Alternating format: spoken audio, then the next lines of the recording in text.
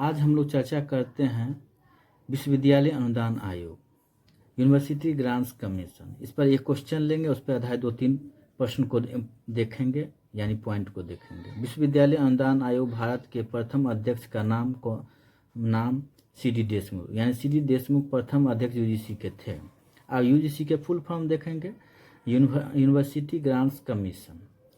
और दूसरा पॉइंट देखेंगे, मानव विकास मंत्रालय के तहत यूजीसी एक्ट 1956 के अनुसार भारतीय संघ सरकार द्वारा स्थापित एक वैधानिक निकाय है। यह एक स्वायत्तशासी ऑटोनोमस संगठन है। इसका मुख्यालय नई दिल्ली में है। अब हम लोग इससे पर एक पॉइंट हम देखें, मानव विकास मंत्रालय। यह पहले मानव विकास मंत्रालय के अधीन था, लेकिन अब यह शिक्षा मंत्रालय हो गया है। शिक्षा मंत्रालय के अधीन ये यूजीसी है। दूसरा क्वेश्चन लेते हैं, यूजीसी की क्रम विकास का गठन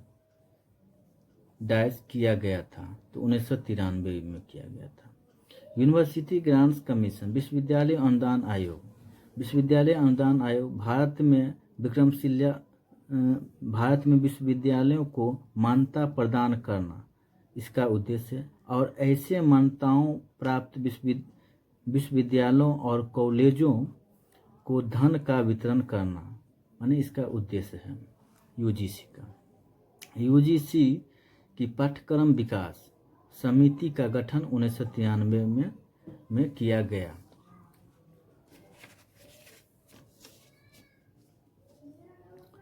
क्षेत्रीय कार्यालय है इसका, जैसे पुणे में, भोपाल, कोलकाता, हैदराबाद, गुवाहाटी, बेंगलुरु में, यानी 6 क्षेत्रीय केंद्र है यूजीसी का। अब इसमें एक पॉइंट हम लोग देख लेते हैं, UGC digital library consortium was launched by, यानी यूजीसी डिजिटल पुस्तकालय कंसोर्टियम का शुभारंभ किसने किया था? तो doctor APJ Abdul Kalam. Doctor APJ Abdul Kalam ने किए थे। ये बात है।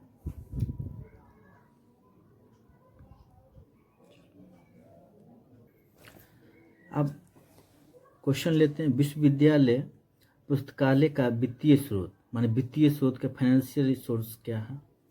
तो इसका विश्वविद्यालय के बजट से यूजीसी से अनुदान मिलता है। और तीसरा पॉइंट है राज्य सरकार से अनुदान। ये 3 अनुदान से विश्वविद्यालय पुस्तकालय का वित्तीय स्रोत प्राप्त होता है। अब अगला पॉइंट है, यूजीसी पुस्तकालय समिति के अनुसार पुस्तकालय कर्मचारी की किस श्रेणी के अधीन पुस्तकालय अध्यक्ष समूहबद्ध है? तो माने शिक्षण के तहत समूहबद्ध। अगला पॉइंट देखते हैं, विश्वविद्यालय अनुदान आयोग ने पुस्तकालय विज्ञान के जनक डॉक्टर रंगनाथन की अध्यक्षता में 1957 में एक समिति की नियुक्ति की थी, जिनका उद्देश्य निम्न था। डॉक्टर रंगनाथन के अध्यक्षता में एक पुस्तकालय विज्ञान के एक समिति का गठन किया, जिसका उद्देश्य क्या सब था? तो देखिए, पढ़ने की आदत का विकास कराना उद्देश्य था। दूसरा पॉइंट, पुस्तकालयों के उपयोग में छात्रों की सहायता, माने पुस्तकालय का जो उपयोग होगा उसमें छात्र को कैसा सहायता मिलना चाहिए, ये था। अगला था पुस्तकालय सेवाएं। अगला पॉइंट, पुस्तकालय कर्मचारियों का स्तर तथा वेतन।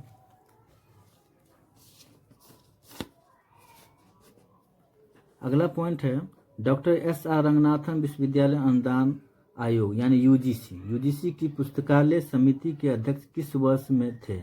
1957 में।